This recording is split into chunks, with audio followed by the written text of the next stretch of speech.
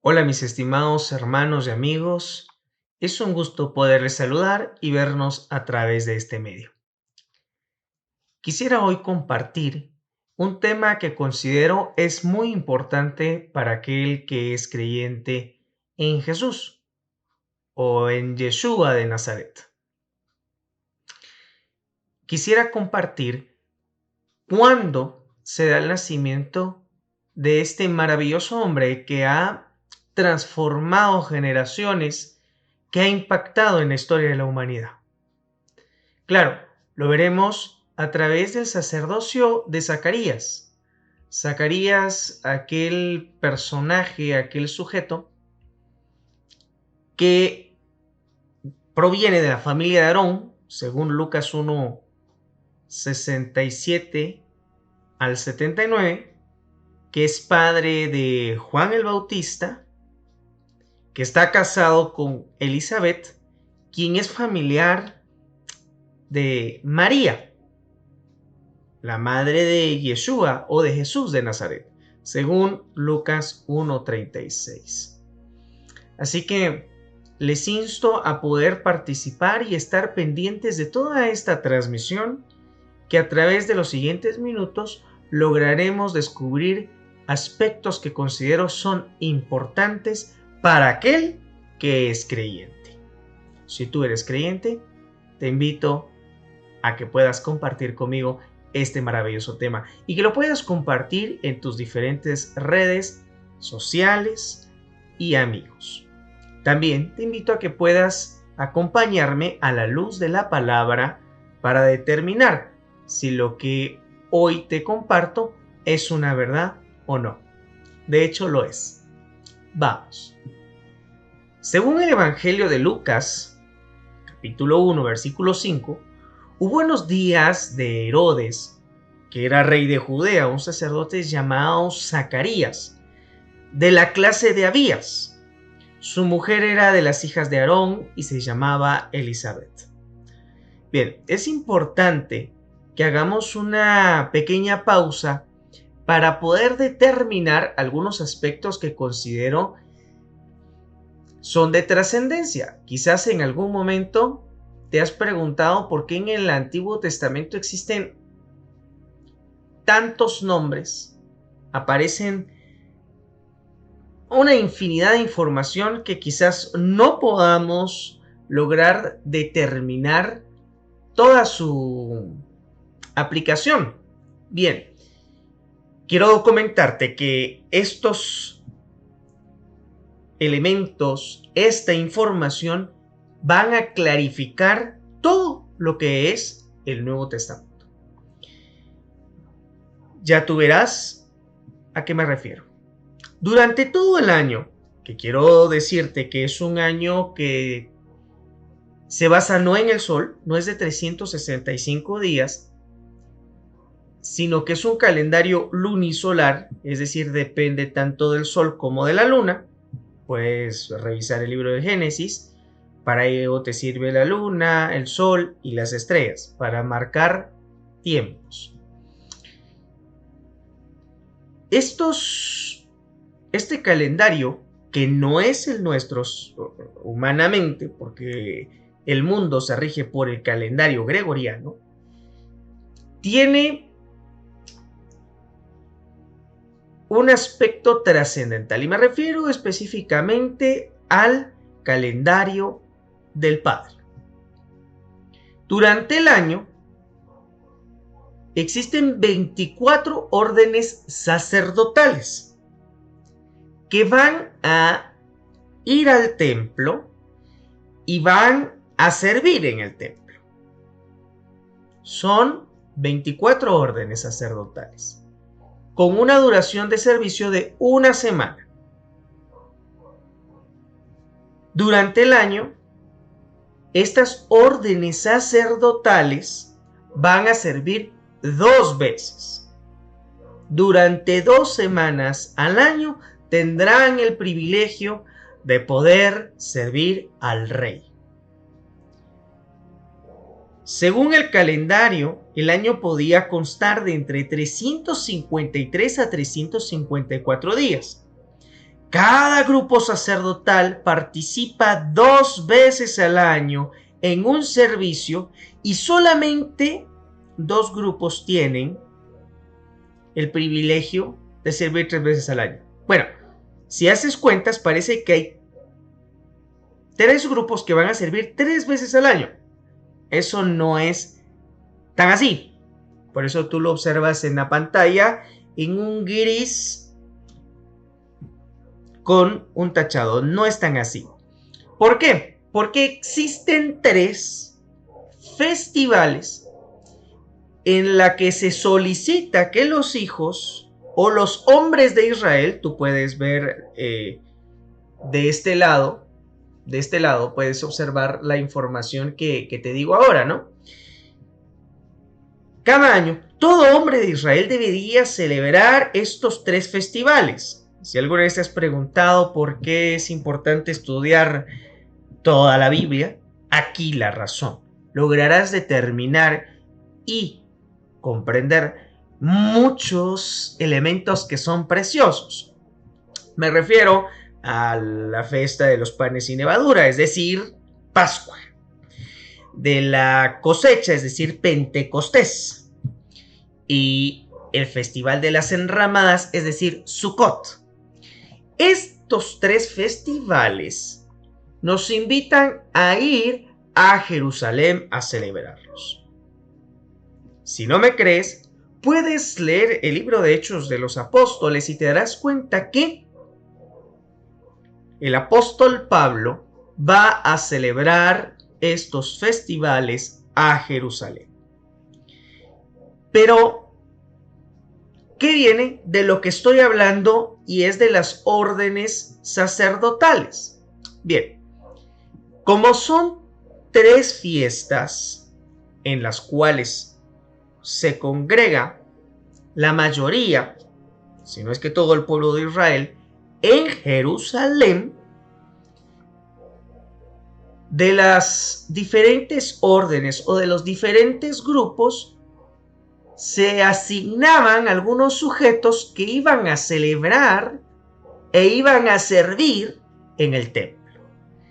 Es decir, que todos tenían el mismo privilegio de servir 2 veces al año.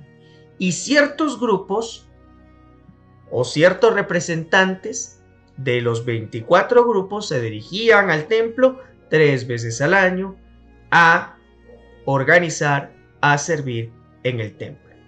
Por lo anterior, las 3 semanas de repetición no podían ser posibles, ya que durante las 3 santas convocaciones o durante estas 3 fiestas se van a integrar por representantes de los 24 grupos.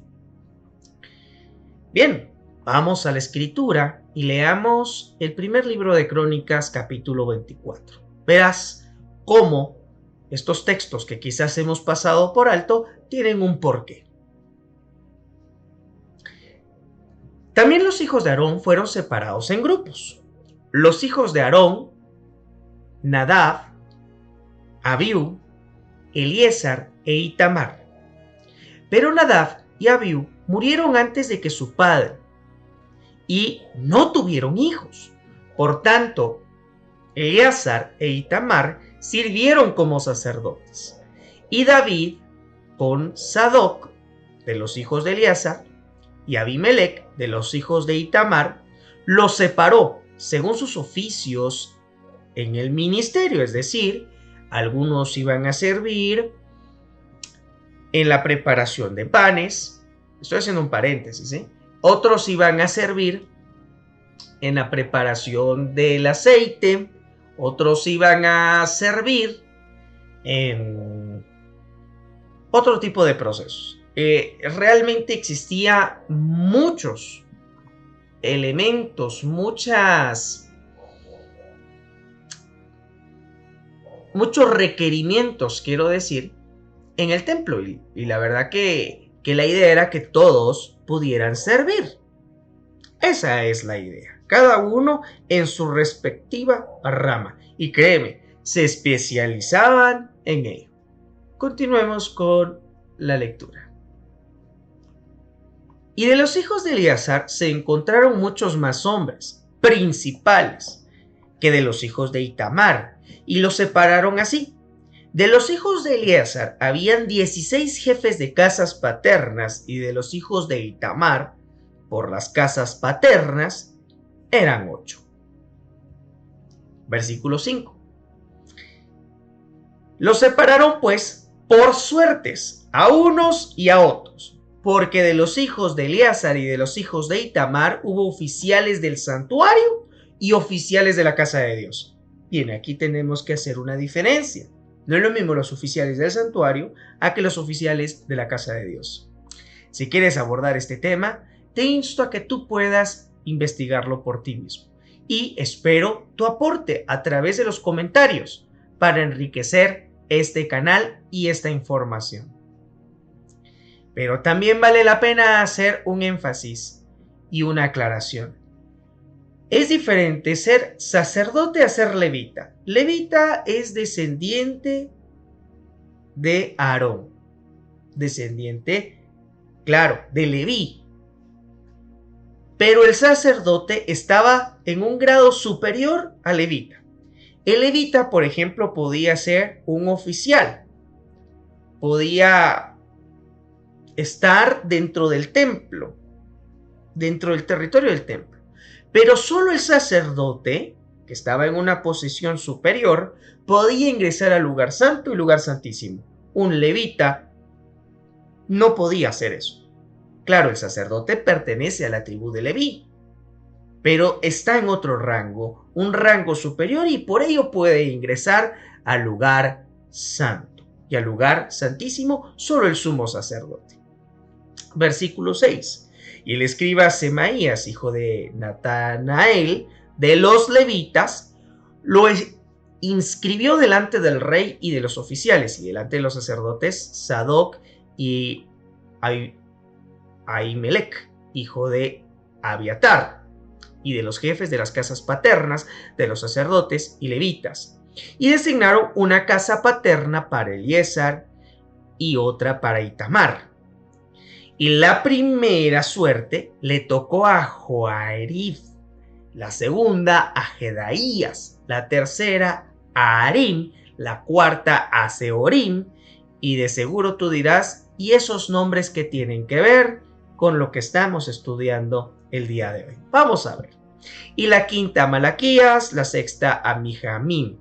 Vamos a prestar atención en el versículo 10. Está en color rojo y dice: la séptima cos, y hago un énfasis, la octava a Abías. ¿Has prestado atención bien?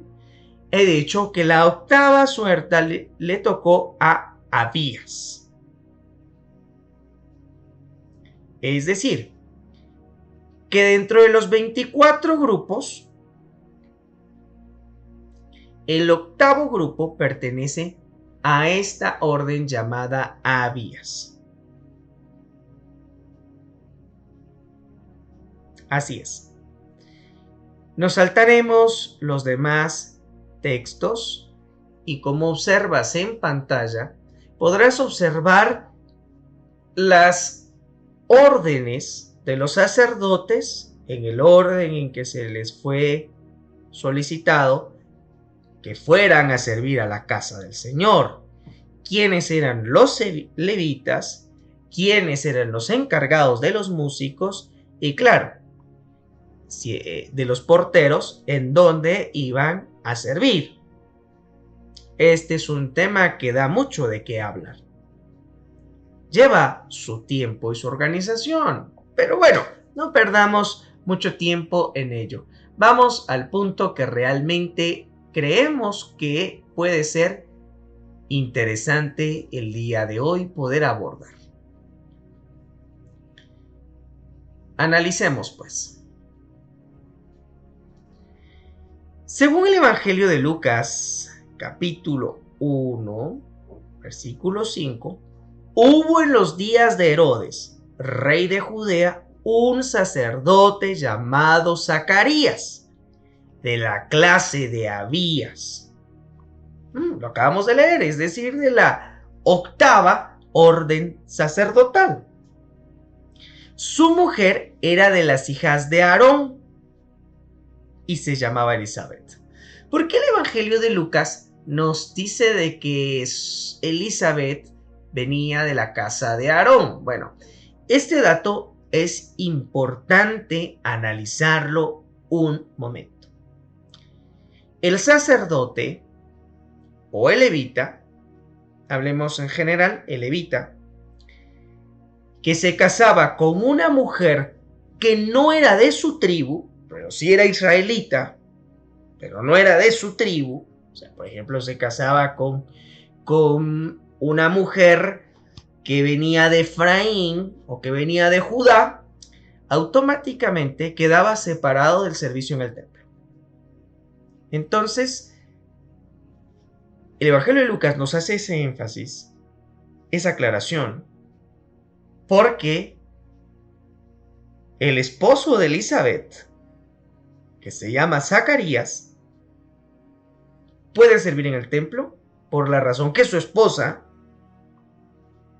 viene también de la orden de Leví. Claro, continuemos con el tema. Entonces observamos que existen las órdenes sacerdotales o los grupos sacerdotales. En el primer libro de Crónicas, capítulo 24, versículo 10, vemos que Abías forma parte de la 8ª línea sacerdotal.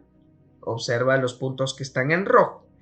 La línea de Abías ministraba durante la 10ª semana. Ok, ahora te preguntarás, ¿8ª o 10ª? Quiero explicar muy bien el tema, por eso te pido mucha atención. Si tienes con qué apuntar, apunta, vale la pena.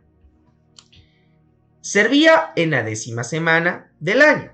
Debemos tener presente que la semana de Pascua y de Shavuot no se contaban.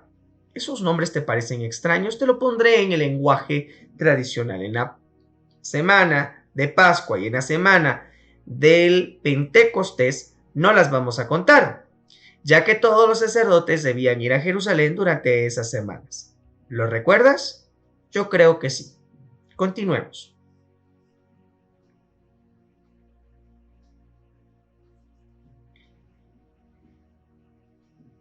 Entonces está Zacarías y entra a realizar la oración. Hay una oración que él realiza. Como sacerdote tiene el privilegio de poder ingresar al lugar santo. Y claro, recuerda, solo al lugar santísimo puede entrar únicamente el sumo sacerdote. Claro, Zacarías no tiene esa posición. Estamos hablando de la época de Jesús o de Yeshua. Leamos detenidamente Lucas 1, 9 al 10. Vemos que Zacarías estaba quemando incienso, como lo logras observar en esta parte de la imagen. Entra al lugar santo y enciende el incienso.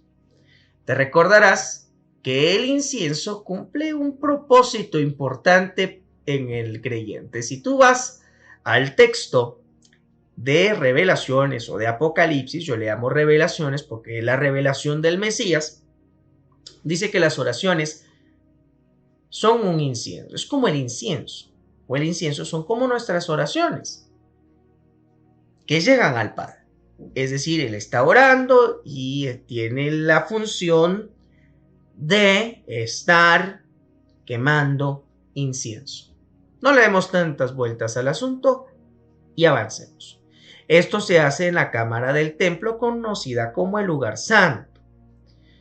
Cuando los sacerdotes queman incienso, que representan las oraciones del pueblo de Dios, aparece el texto de Salmos 141, versículo 2 y Apocalipsis o Revelaciones 8, del versículo 3 al 4, en el templo también debes de saber que se recitan 18 oraciones especiales.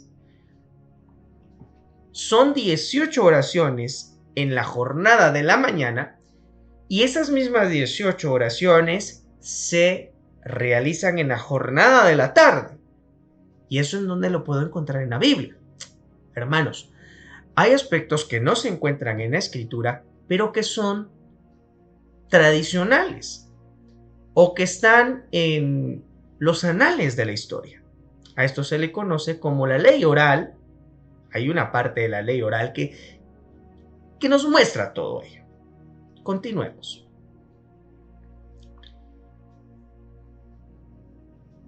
Una de estas oraciones, que se recitan todos los días en el templo, es una oración que pide al Padre a Elías. Ahora te dirás, ¿por qué pedir a Elías? Elías es el personaje de la Biblia que tiene que venir antes de que el maestro venga. Pasó y sucedió en la época de Jesús. Hoy en día, que estamos prontos a visualizar los eventos últimos de la redención, Elías vendrá. Continuemos. Esto es importante ya que se sabe que Dios había establecido que Elías precedería al Mesías. Puedes buscarlo en Malaquías 4:5. Malaquías nos muestra que Elías hará volver el corazón de los hijos al padre, a los padres, y de los padres a los hijos. Pero también Elías no solo está en estas oraciones, está en Pascua. Tradicionalmente en la cena de Pascua se pone un lugar a Elías, porque Elías es el que ha de venir antes que el maestro. Tiene que venir a preparar el camino. Estas 18 oraciones especiales serán recitadas 2 veces al día, en la mañana y por la tarde. Lucas capítulo 1, versículo 11 al 13. Dice que un ángel se le apareció al lado derecho del altar. Ok, pongámoslo en contexto. De repente está Zacarías, como lo logras ver en la imagen, está orando. Y del lado derecho se le muestra el ángel. Yo no sé tú, pero si estás orando y de repente se te aparece un ángel, eso debe ser un susto. Por lo menos porque no estabas preparado para ver a alguien más. Estás concentrado en tu oración. Y eso le pasa a Zacarías. Y le dijo el ángel a Zacarías: Zacarías, tu oración ha sido escuchada. Y le dice que va a nacer Juan.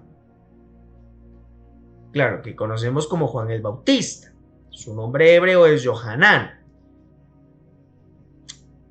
Qué interesante, porque sabemos que Juan no es literalmente Elías.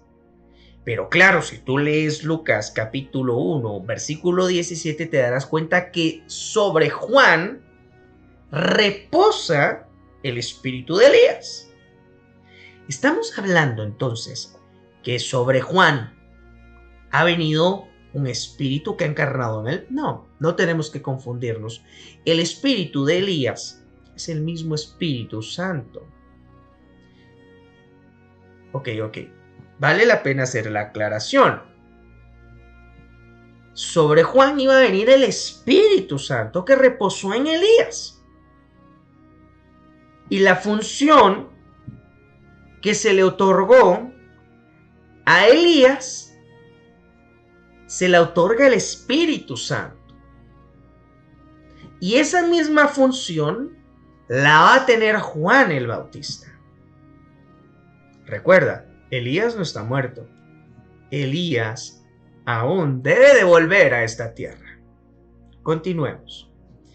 Si tú quieres saber qué significa Elías, debes saber que Elías significa Yahweh es mi Dios o Jehová es mi Dios.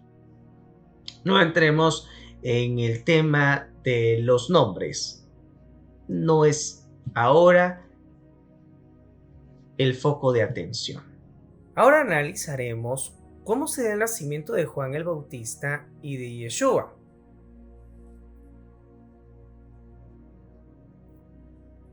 Cuando Zacarías terminó su semana de servicio en el templo, regresó a su casa.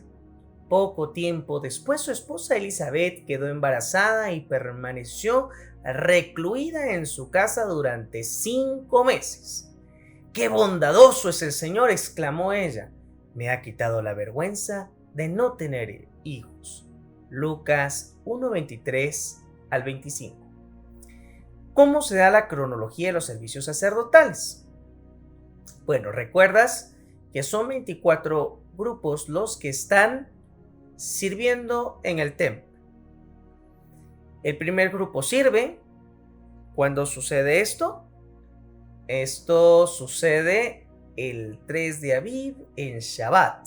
Comienza el servicio. De repente se interrumpe porque hay una fiesta.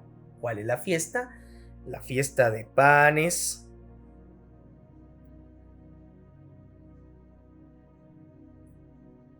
La fiesta de Pascua, que incluye panes sin levadura y primeros frutos. Luego transcurren los siguientes grupos y hay una fiesta. La fiesta del Pentecostés o la fiesta de Shavuot.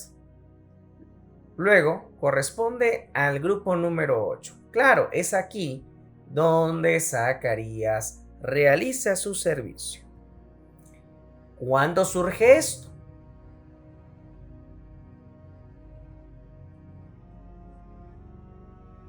Aparecen en la parte inferior de la pantalla los nombres de los grupos que han de servir. Esto sucede en el mes de Sivan. Si tú te preguntas qué tienen que ver los meses, recuerda que los meses se inician por las lunas nuevas. El mes de Aviv es donde siempre va a celebrarse Pascua. Luego pasarán los siguientes días hasta el mes de Sivan. Por ahí, por el mes de Sivan, le corresponde el servicio a Zacarías. Zacarías regresa a su casa al finalizar el grupo. Claro, esto sigue siendo dentro del mes de Sivan. Toma en cuenta de que Zacarías, que pertenece al 8º grupo, trabaja bajo el nombre de Abiyá. Posteriormente, el siguiente grupo, que es el grupo 9, tiene o desciende del grupo llamado Yeshua. Hay que prestarle atención a ello, ¿sí?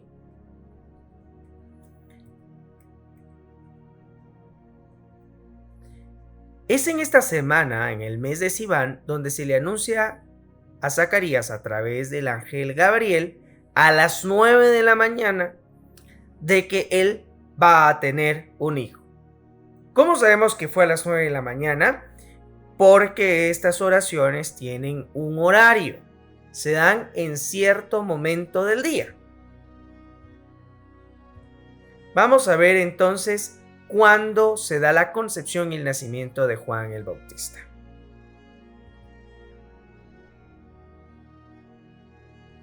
En el mes de Sivan, que es el mes número 3, Zacarías regresa a su casa. ¿Lo recuerdas? Vamos a hacer la conexión. Mes de Sivan. Mes número 3. Esto conecta con el siguiente mes, que es el 4, el mes que lleva un nombre pagano, que se llama Tammuz. Es allí donde Elizabeth va a concebir. A partir de allí se toman 280 días de gestación. Después de esos días, pues sucede lo que menciona Lucas 1:24. Si contamos 280 días, sabemos que en el mes de diciembre, mientras que se está celebrando en Israel una fiesta muy de la región, y hago el énfasis, es una fiesta únicamente judía, esto no está dentro de las fiestas del Señor, sino únicamente judía, me refiero a las fiestas de Hanukkah o las fiestas de las luces, es allí donde se le menciona a María o Miriam, que es su nombre original, que va a ser madre. Ella concibe en la fiesta de las luces. Son 280 días de gestación. Si llevamos esa cronología, sabemos que será el día 15 del mes de Aviv, es decir, para Pascua, donde nacerá Juan el Bautista. Sabemos que Juan nace para esta temporada. Creemos que es en Pascua. ¿Por qué determinamos esta fecha? Porque son 280 días. Si tú te preguntas por qué tomamos el tiempo después del mes de Sivan, debes de tomar en consideración el periodo litúrgico de limpieza o de purificación de Elizabeth.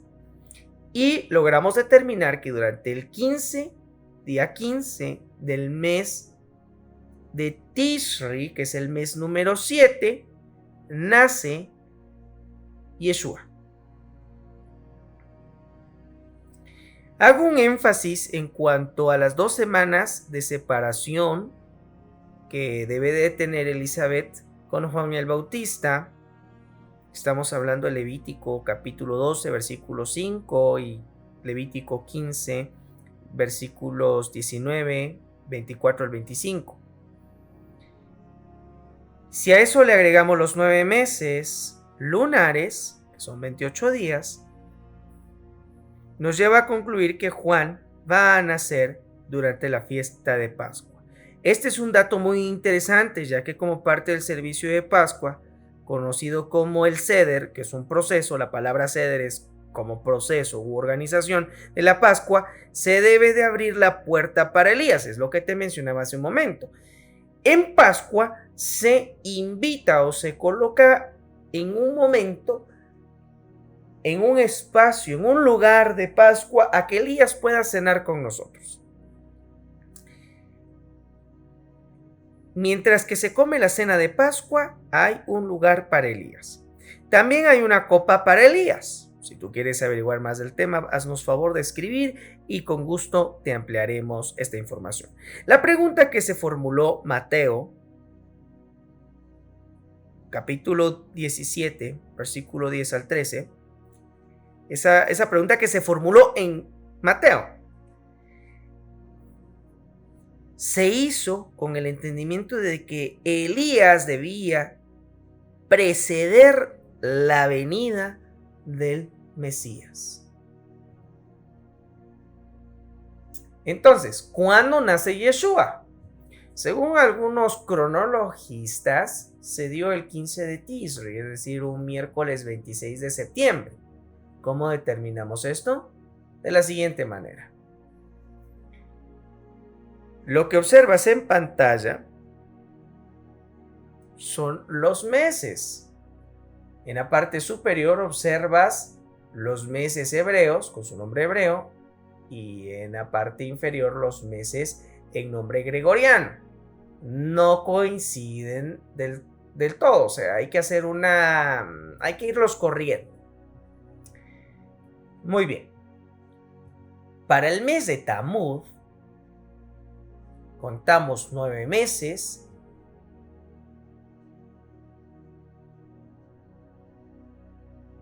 Y será entonces para diciembre, para la fecha de diciembre, donde se anuncia a través del ángel Gabriel durante la fiesta de las luces,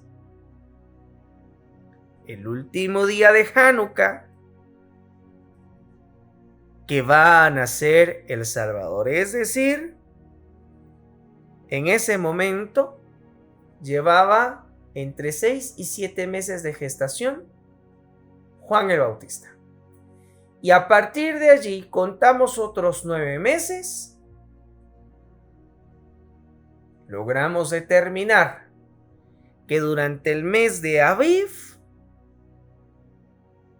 para Pascua, cuando Jesús o Yeshua lleva aproximadamente 4 meses de gestación, ya ha nacido Juan el Bautista.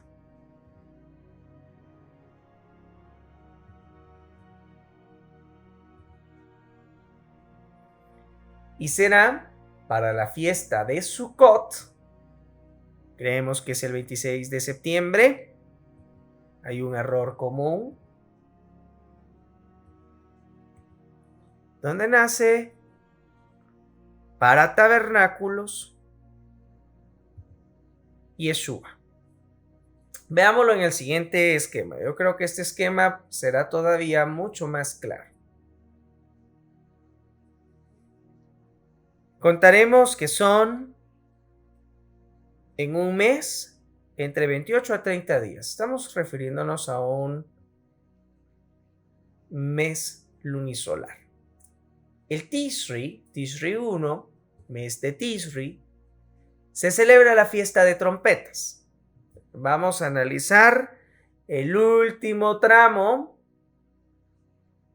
del nacimiento de Yeshua, su último mes de gestación. El día 1, ¿cómo sabemos que es 1? Pues bueno, la fiesta de trompetas es donde inicia el conteo de un nuevo año. Para el creyente en Jesús comienza para Pascua. Pero debes de saber que en el calendario bíblico existen varios inicios, ¿verdad? Para el creyente comienza el año o inicia el año en el mes donde se da Pascua. Pero también hay un nuevo inicio en fiesta de trompetas. El día 1 es donde se da la gran señal en los cielos. ¿Qué señal? Bueno, hay sabios que observan que algo está sucediendo.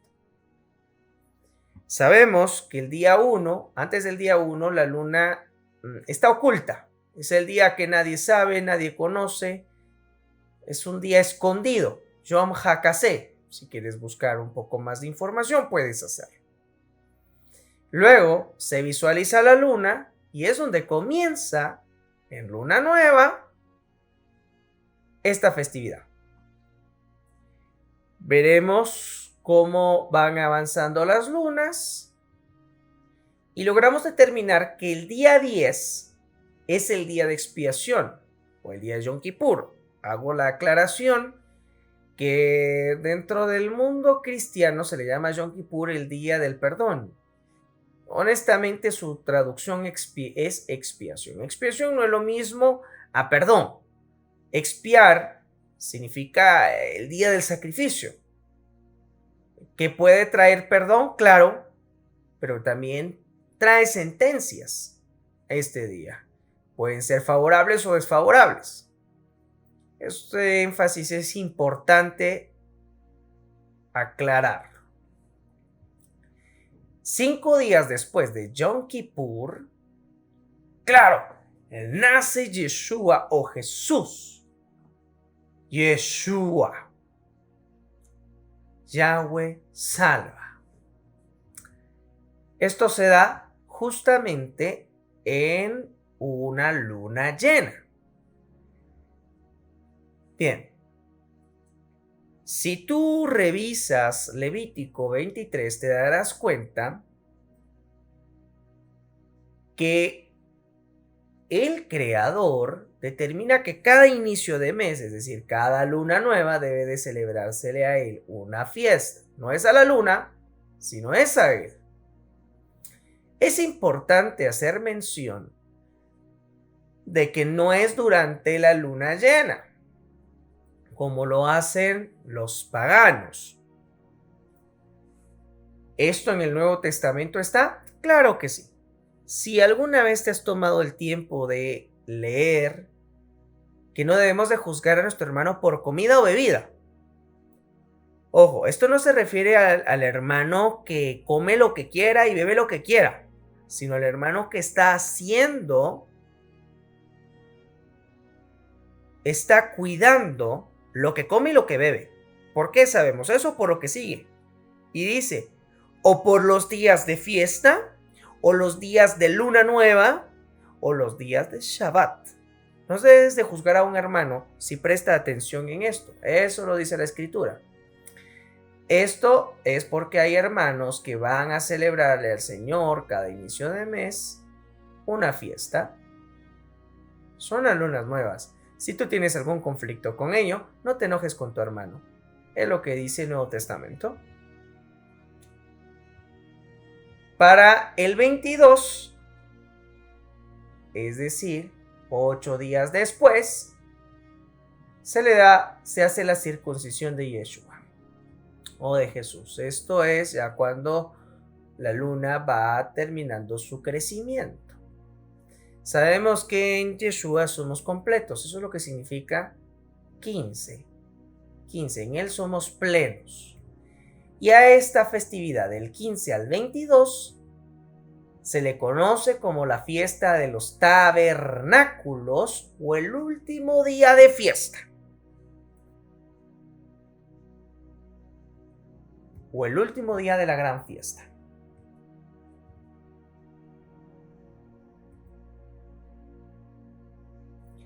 ¿Qué tiene que ver tabernáculos? Dice la Escritura, y el Verbo se hizo carne y tabernaculizó entre nosotros, y contemplamos su gloria, gloria como el unigénito del Padre, lleno de gracia y de verdad.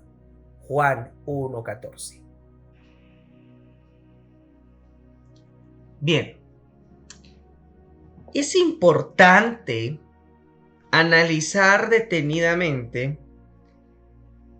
que él tabernaculizó, es decir, vivió la fiesta de tabernáculos con nosotros. Por eso es que cuando se le presenta el ángel a María, le dice que le debe poner Emmanuel, que es Dios con nosotros. Ya le está anunciando incluso la fecha de su nacimiento. Tiene que ver con tabernáculos. Ahora, yo quiero que tú prestes atención porque esta fiesta de tabernáculos tiene muchos significados. No solo indica cuándo nace el Mesías, sino también cuándo se da el proceso de bodas del Cordero. Claro, sabemos por Pablo que esto tiene que ver a la final trompeta. Eso tiene que ver con la fiesta de trompetas, donde los muertos en Cristo resucitarán primero. Y todos aquellos que, ojo con el orden, y todos aquellos que hemos quedado, seremos transformados en un abrir y cerrar de ojos. Durante esta fiesta de trompetas, hasta la fiesta de los tabernáculos, ya hay bodas. Quizás a diferencia de la cultura tradicional nuestra, a la cultura de Israel, la cultura bíblica, una boda no dura un día. Las bodas pueden durar varios días, incluso 7 días es un tiempo tradicional. En la fiesta de los tabernáculos es donde nos vamos a casar con él. Ojo, es donde nos vamos a casar con él. Lo diré una vez más. Es donde nos vamos a casar con él. No es en la fiesta de trompetas, no es en la fiesta de expiación o Yom Kippur. No, es hasta tabernáculos, donde estaremos casados con él. Y entonces, la fiesta de trompetas es cuando somos transformados y hay una nueva vida para aquel que está muerto en él. Y el que vive tendrá una vida, una transformación. Su cuerpo será transformado al estilo Yeshua. Resucitó, puede comer, pero también atraviesa paredes. Qué extraño de decirlo, pero es una verdad. La fiesta de Yom Kippur tiene que ver con la fiesta de su retorno. Tiene que ver con la fiesta en donde termina la redención final. ¿Tú crees que en Yeshua hay redención? Claro, pero la redención final es que esto es un proceso, debe de cumplirse. Y es hasta tabernáculos donde estamos ya en bodas. Es decir, que las bodas comienzan en trompetas. Claro, ya han ido comenzando el proceso, es donde se va a escuchar, ahí viene el novio. Trompetas. Pero en tabernáculo es donde estaremos en la Sukkah con él. Déjame y te puedo explicar a continuación un poco más al respecto. Vale la pena, ¿eh? Continuemos. Lucas 1, versículo 26 al 31 dice: al sexto mes el ángel Gabriel fue enviado por Dios a una ciudad de Galilea llamada Nazaret, a una virgen desposada, es decir, ya había contraído, ya tenía María, ya había contraído la primera parte de la ceremonia, que es el compromiso. Ya estaba casada, pero faltaba la consumación. Por eso dice que la virgen ya estaba desposada y le da el calificativo que estaba virgen, pero ya comprometida, con un varón que se llamaba José, de la casa de David, y el nombre de la virgen era María, o Miriam, su nombre original es Miriam. Y entrando el ángel en donde ella estaba, dijo: salve, muy favorecida, el Señor está contigo, bendita tú entre las mujeres. Claro, María, una mujer bendita, trajo consigo al Salvador de todo aquel que quiere creer en él. Mas ella, cuando se vio, se turbó por sus palabras. ¿Cómo?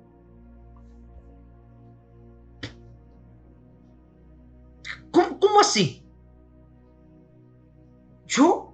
¿Favorecida? Entre muchas mujeres. Está turbada, no sabe lo que está pasando. Y dice, y literalmente dice el versículo 29, ¿qué saludo es este? Que un ángel me venga a decir a mí unas palabras agradables. Digo, ¿qué pasó, ángel? ¿Qué hice? Me pregunto, ¿qué hice yo? Bueno, versículo 30. Entonces el ángel le dijo: María, no temas. Me imagino que estaba muy atemorizada, porque has hallado gracia ante Dios, y ahora concebirás en tu vientre. El susto de María o de Miriam al saber que ese saludo son flores, y de repente le dice: vas a concebir en tu vientre y darás a luz un hijo que llamarás por nombre Emanuel. ¡Qué susto! Continuemos. Bendita, ¿no? ¿Qué es una Sukkah? Te lo muestro en pantalla.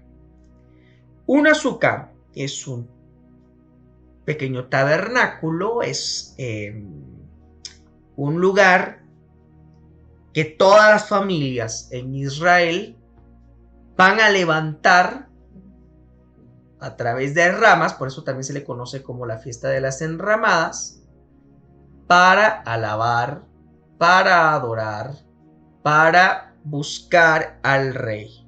Sí, es una tienda, si lo quieres ver de esta manera.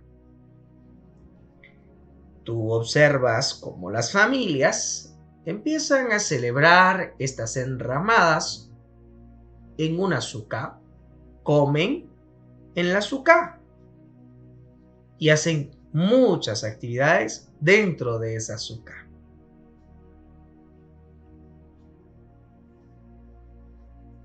Es una fiesta. Claro.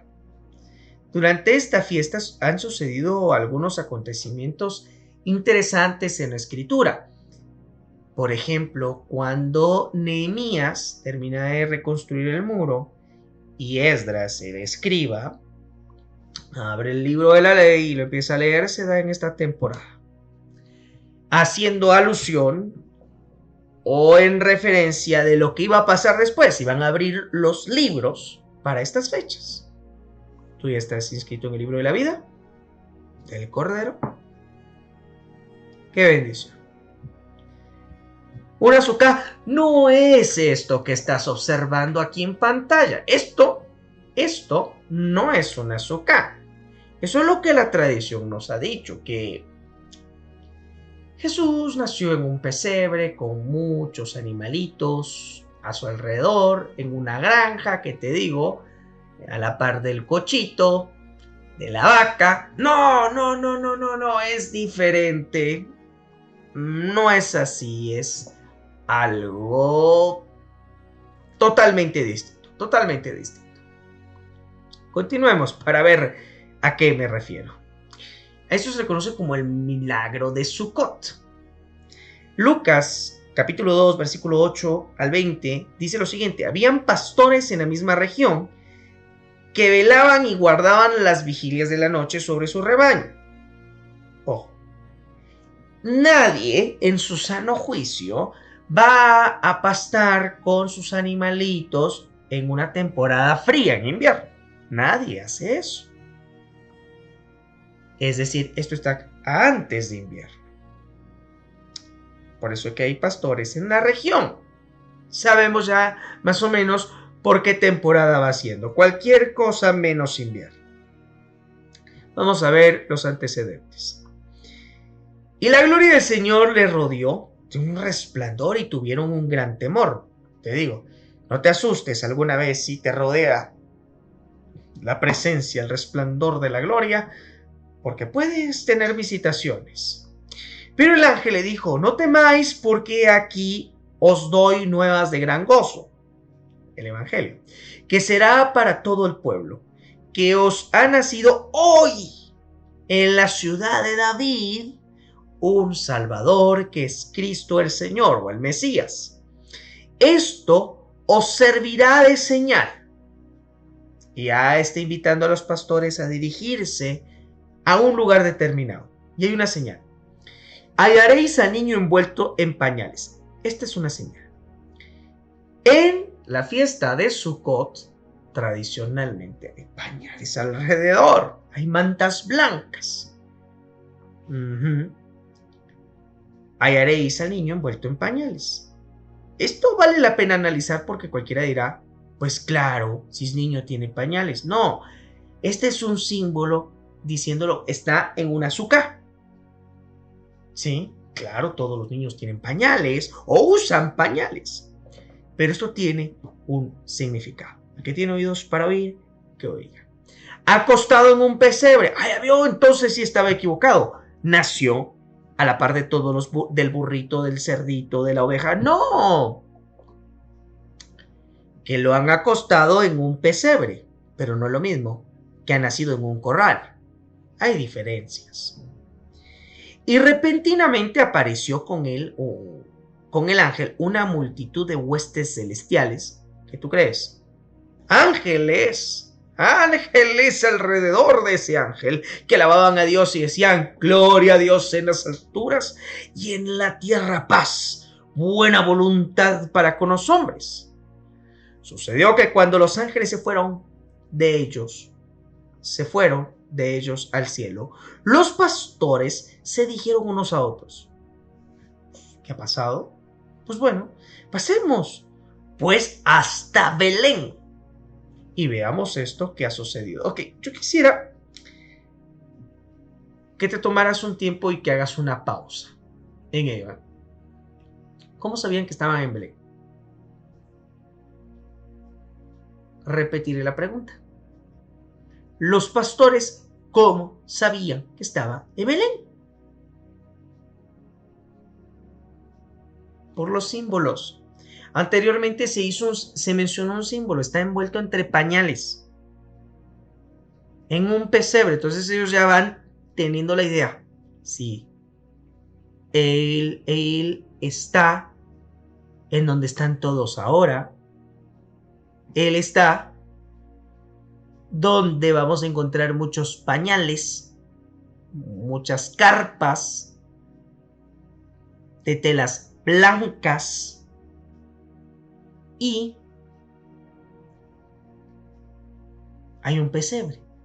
Claro.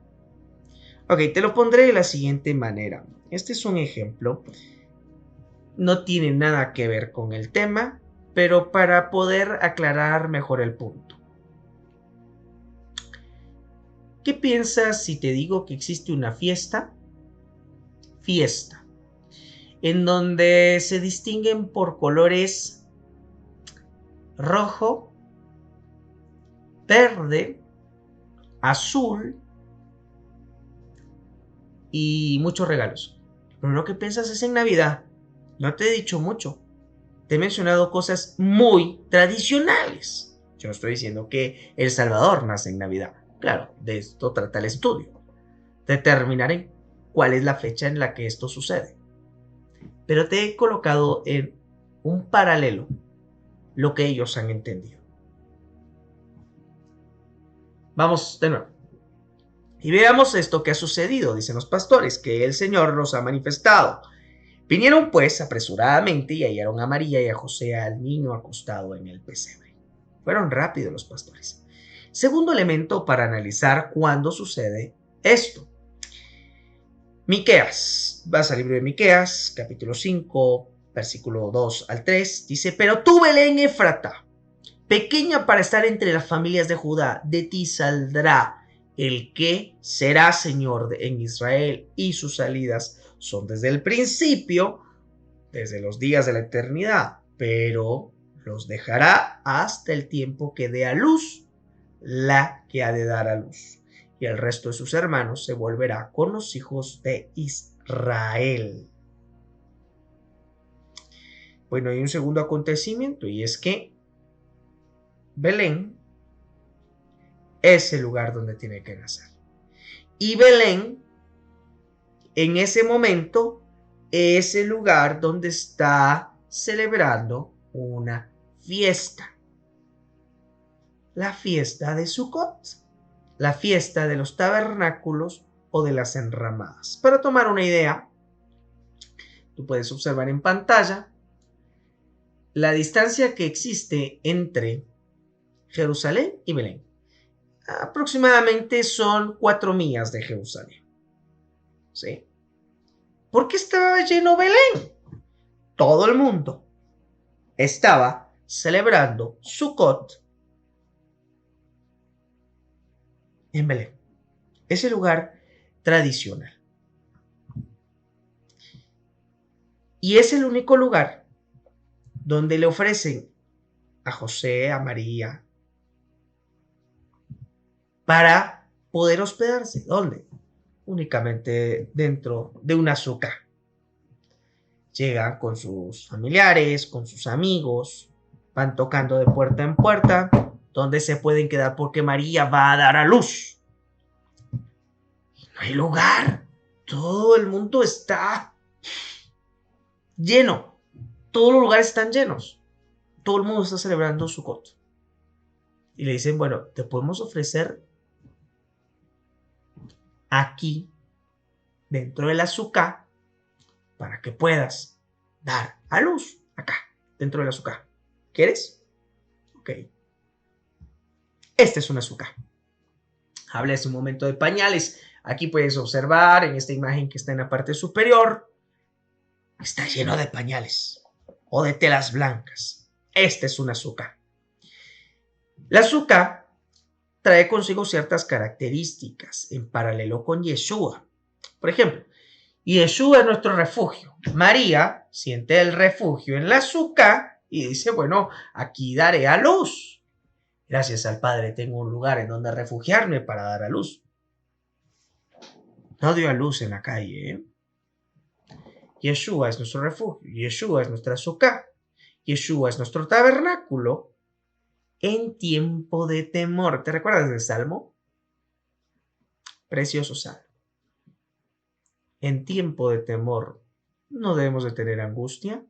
Él es nuestro tabernáculo. ¿Que tengo miedo por los eventos que van a acontecer pronto? no tienes que tener ningún temor. Él es tu tabernáculo. Yeshua nació en una sukkah.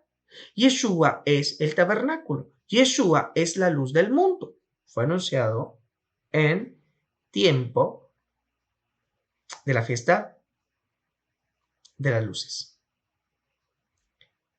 Ahí se hace el anuncio. En Sukkot celebramos las bodas del Cordero y Yeshua es el pan de vida. ¿Qué tiene que ver el pan con azúcar? Bueno, nace en Belén, que es la casa del pan. Observas en pantalla. Estos no son los papás originales, pero es una imagen para darnos una referencia de a ese hermoso bebé. Lucas capítulo 2, versículo 12 dice que el niño Yeshua fue envuelto en pañales y acostado en un pesebre. Los pañales también servían como mechas para encender las 16 vasijas de aceite que se lo colocaban en el atrio de las mujeres durante las fiestas de Sukkot. Puedes ir a la tradición, puedes ir a buscar dentro de los anales de la historia y ver que lo que digo es verdad. Por ello los pañales están asociados con la fiesta de Sukkot. Vamos. A ver, aparte que hay pastores, pues hay sabios que van a buscar al Salvador. Sabios o rabinos. Quiero aclararte un poco más el punto, porque de repente también vas a encontrar dentro de la historia que algunas personas argumentan de dónde pudieron haber venido estos sujetos, estos sabios. Yo quisiera aclarar un poco más el punto. Analiza, toma lo bueno y desecha lo malo. Si en algo me equivoco, soy humano, pero analiza. La última evidencia que apunta a que Yeshua nació durante Sukkot, según las escrituras, pues se encuentra en Mateo. Mateo capítulo 2, versículo 1. Vamos a Mateo capítulo 2, versículo 1. Jesús nació en Belén de Judea durante el reinado de Herodes. Por ese tiempo, algunos sabios de países de Oriente llegaron a Jerusalén y preguntaron. Ok, analicemos este punto a detalle. Allí leemos que los sabios vinieron a visitar a Yeshua. La tierra del este, ¿cuál es? Este. Babilonia. Sí. Donde vivía la gran parte de la población judía en tiempo de nacimiento de Yeshua. Vas a los libros de historia y encontrarás que hubo una gran cantidad de personas que vienen de los exilios, otras se quedan en estos lugares. Y en este caso es Babilonia. Hay una parte en Babilonia que todavía no vuelve del exilio. ¿Sí? Y hay otros que en la época de Yeshua han migrado a muchas naciones que están a sus alrededores. ¿Por qué? Por la opresión del pueblo romano. Vamos a la historia y te das cuenta que digo la verdad. Ellos eran descendientes de los judíos que vivieron o que fueron llevados cautivos por el rey Nabucodonosor. En Génesis capítulo 29, versículo 1 y Jueces capítulo 6, versículo 3 se refieren a Babilonia como la tierra del este. Bueno, ya tú puedes ir a buscar y te darás cuenta de ello. Los sabios en Mateo capítulo 2, versículo 1 eran rabinos. ¿De dónde saco yo que son rabinos? No debajo de la manga, no. Los rabinos también eran llamados sabios. Son conocidos en hebreo como chacamín, que significa hombres sabios. La palabra griega utilizada en Mateo, capítulo 2, versículo 1, es magos. Sí, algunos dirán magos, hacen hechicería, nada que ver. Magos en griego tiene su equivalente en hebreo como Rav Mag. Quiero decirlo otra vez. Rav Mag. Viene la palabra hebrea Raf, que significa rabino. Es importante saber que la palabra griega magos también significa, no lo que tú sabes como hechicería, no, significa científico, consejero, académico o maestro. Y un rabino es un maestro.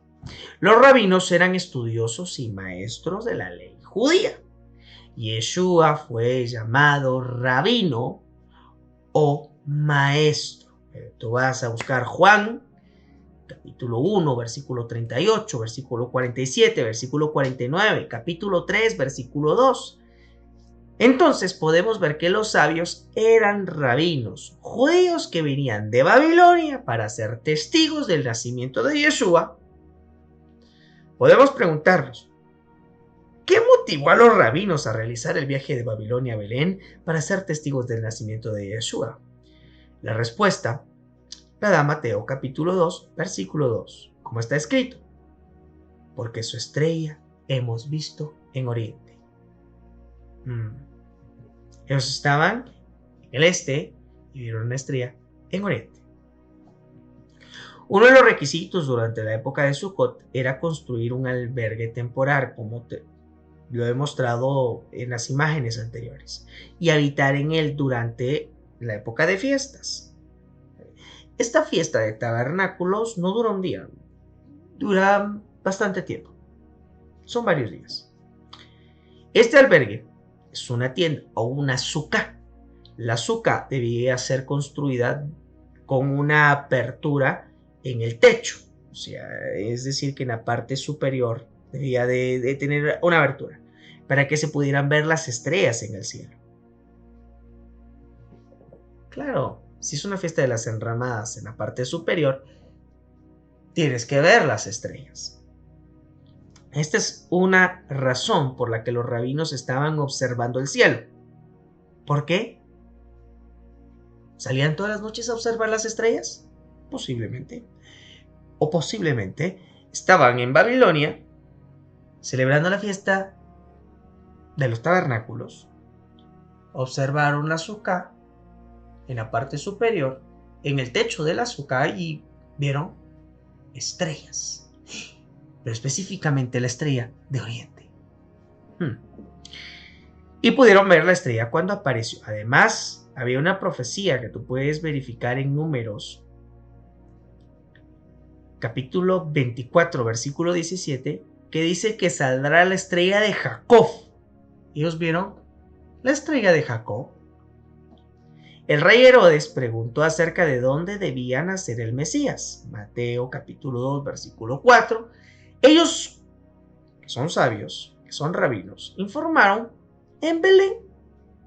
Mateo capítulo 2, versículo 5 al 6. ¿Basados en las profecías de qué? De Miqueas, capítulo 5, versículo 2. En Mateo capítulo 2, versículo 10 está escrito: y a ver la estrella se regocijaron con muy grande gozo. ¿Por qué? Porque ellos estaban en Azúcar, estaban celebrando la fiesta de los tabernáculos, vieron la estrella y se gozaron. Era la estrella de Jacob. Nuevamente, debemos recordar que Sukkot es conocida como la época del regocijo. En Mateo capítulo 2, versículo 2, los rabinos de Oriente vieron la estrella. El pueblo judío sabe que la salvación vendrá del este. También del oeste, ¿eh? Del este, digo, porque en Apocalipsis capítulo 5, versículo 5, dice que Yeshua o Jesús descendió de la tribu de Judá. La tribu de Judá acampaba al este del tabernáculo de Moisés en el desierto. Pero bueno, también decimos que viene del oeste. Bueno, depende de dónde estés ubicado, ¿no?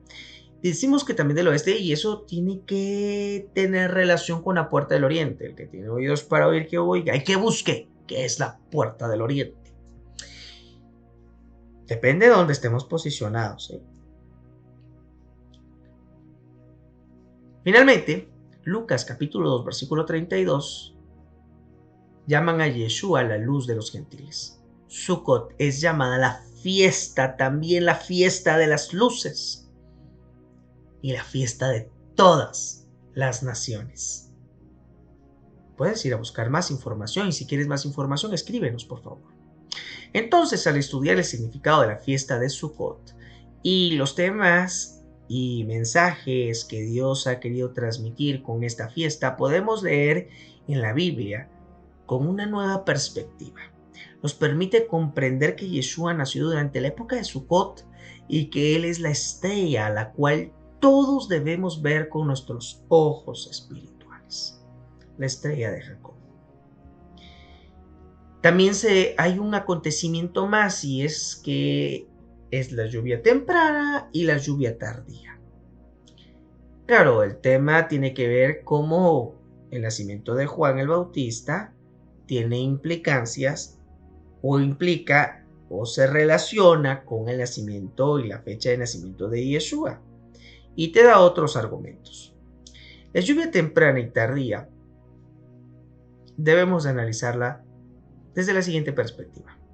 Una de las características más reveladoras de la fiesta de Sukkot o de la fiesta de los tabernáculos se refiere a las lluvias en Israel. El profeta Joel nos dice que la lluvia temprana y la lluvia tardía caen en el primer mes. Nos referimos al mes de Pascua. No, al primer mes. También nos referimos a la fiesta, a estas fiestas de trompetas, a la fiesta de Yom Kippur, a la fiesta de tabernáculos, es decir, Tisri. Para el creyente, el mes comienza en Pascua, pero también hay un primer mes. Este tema ya lo hemos abordado. Y si quieres más información, escríbenos. Puedes buscar Joel capítulo 2, versículo 23. Esto se debe a que la Pascua es el primer mes del calendario religioso y Sukkot en tabernáculos es el primer mes del calendario civil. Es decir, que Yeshua es la lluvia temprana porque es la lluvia en la época de Pascua y la lluvia tardía porque es la celebración de la fiesta de tabernáculos. Por lo tanto, en Israel hay 2 primeros meses en el mismo año, debido al calendario especial que el Creador estableció en Éxodo capítulo 12, versículo 2. Terminemos. Belén. Su significado proviene de la palabra Betlehem, Bet, que significa casa, y Lehem, pan. Así que significa la casa del pan. Juan, capítulo 6, versículo 33 al 35, nos dice que el Mesías es el maná que descendió del cielo. Claro que sí. El pan de vida. Nace en Belén. Según está escrito. Porque el pan de Dios es aquel que descendió del cielo, lo digo literal, y da vida al mundo. ¿Qué hubiese pasado si no hubiera nacido en Belén? No se hubiera cumplido la profecía. Le dijeron, Señor, danos siempre este pan. Jesús le dijo, yo soy el pan de vida. Yo soy la casa del pan. Y el que a mí viene nunca tendrá hambre. Y el que en mí cree nunca tendrá sed jamás, como las lluvias tardías. Profecías, todas se van a cumplir a cabalidad. Y en su tiempo. Belén. Y les dijo, ¿te recuerdas cuando estás celebrando la Pascua? ¿Cuánto he deseado comer con vosotros esta Pascua antes que padezca? Él ya sabía, ¿eh? Algunos escriben que la cruz fue un fracaso. No, jamás. Eso estaba debidamente planificado. Y tomó el pan, que es él, su cuerpo, y dio gracias y lo partió diciendo, este es mi cuerpo que por vosotros es dado, haced esto en memoria de mí. Porque él es el pan de vida, él es Belén, la casa del pan. La bendición que se dice sobre el pan, en hebreo cuando estamos leyendo y estamos diciendo Baruch atah Adonai Eloheinu melech haolam hamotzi lehen min Haaretz. Significa: bendito eres tú, oh Señor, nuestro Dios, Rey del universo, que hace salir el pan de la tierra. Espiritualmente, si vamos un poquito más profundo, Hamotzi es una oración de acción de gracias al Dios Todopoderoso, Adonai, porque nos muestra la resurrección del Mesías. El pan, cada vez que tú vayas a comer pan y lo bendigas, recuerdas quién es tu Salvador y que ese pan significa que es su cuerpo. ¿Lo entendemos?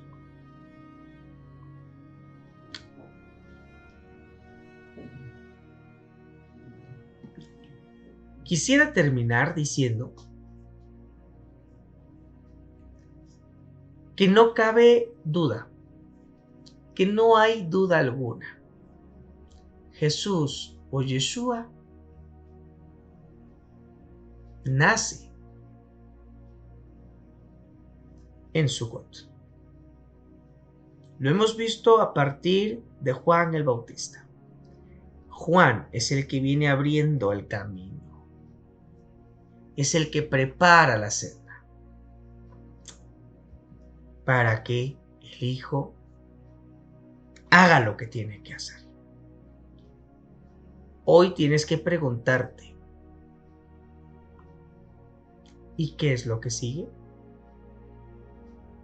Hoy debes de preguntarte: ¿ya has dejado que Él haga un tabernáculo en tu corazón? Él toca a la puerta y llama. Si tú deseas, puedes abrirle la puerta de tu corazón y Él cenará contigo. Hemos visto cómo Él nace en Sukkot, esa fiesta que nos muestra el gran regocijo, el reinicio, que nos muestra que en Él viviremos siempre. Si tú deseas realizar una oración, hablar con Él y decirle que le entregas tu vida, que quieres que Él habite en ti, acompáñame en la siguiente oración. No importa lo que estés pasando, el momento que estés teniendo, deja que Él tome control de tu vida, de tus problemas, de tus necesidades, que tome control completa y plenamente de ti. Acompaña. Puedes decir también: Padre mío que habitas en los cielos, Dios de Abraham, de Isaac y de Jacob, reconozco que soy un pecador y que me he rebelado contra ti, al desobedecer tus buenas leyes y tu voluntad. No merezco nada de ti. Lo sé, no merezco nada de ti, pero he entendido que por tu gran amor, como dice tu palabra, tú eres grande en amor, grande en misericordia. Enviaste a tu Hijo, el Mesías, Cristo, Yeshua, Jesús, a morir en mi lugar. Yo debía estar ahí. Y lo resucitaste de entre los muertos. Hoy me arrepiento de todos mis actos, los voluntarios, los involuntarios, y lo confieso como el Señor, a Él, a Yeshua, como mi Señor y Salvador de mi vida. En la mejor manera que puedo y conozco te entrego mi vida. No hay otra forma más que esta, y sé que es suficiente. Porque ya no quiero ser el mismo. Ayúdame a cambiar de aquí en adelante para poder cumplir tu voluntad. Dame la fuerza que viene de ti para poder obedecerte y amarte por siempre. Te agradezco por perdonar todos mis pecados, por la bendita sangre de Yeshua, que vale más que el oro, más que la plata. Te agradezco por aceptarme como tu hijo a partir del día de hoy. Gracias por darme vida eterna. En el nombre de Yeshua, el Mesías. Amén. Si tú has realizado esta oración juntamente conmigo, quiero decirte que es momento de meditar cuán grande es el amor de Dios. También te invito a que nos puedas escribir y que nos compartas que has realizado este maravilloso paso, un paso de fe que cambiará y transformará tu vida.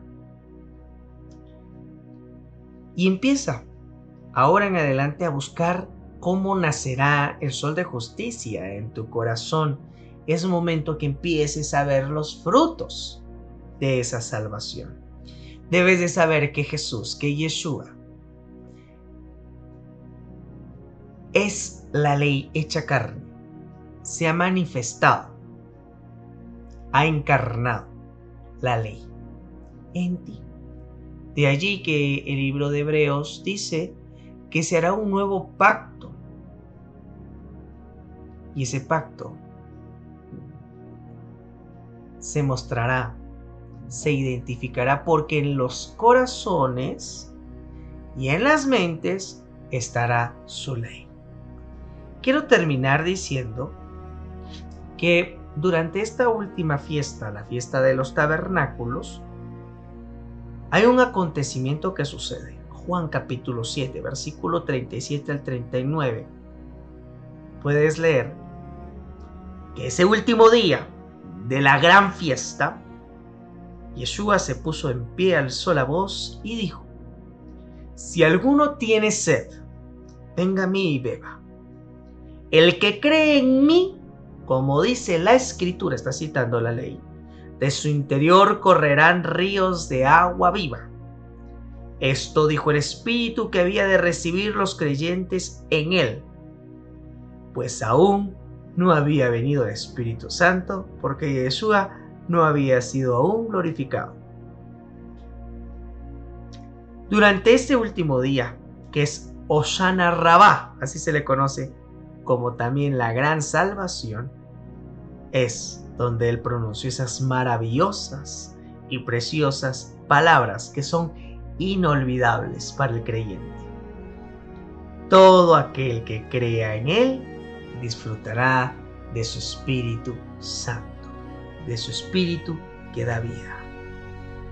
También puedes buscar en Números capítulo 29, versículo 12 al 34, que es durante Sukkot, donde el Eterno ordena a Israel sacrificar 70 becerros en un total de 7 días de fiesta.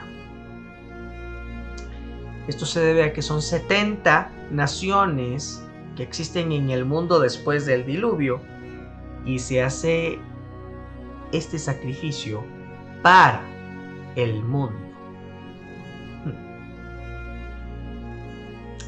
Esto quiere decir de que el Mesías murió por ti, por mí, por todo aquel que quiera creer. Que la paz del Señor Todopoderoso se encuentre contigo. Shalom.